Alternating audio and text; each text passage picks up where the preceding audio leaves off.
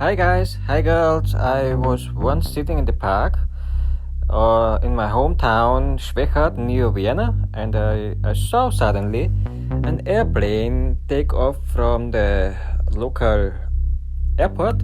So I decided to get on my bike and do a little bit of plane spotting for you.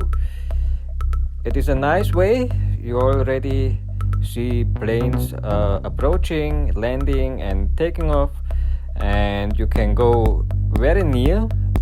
And it's such a nice tour with the bike to go there. So check it out.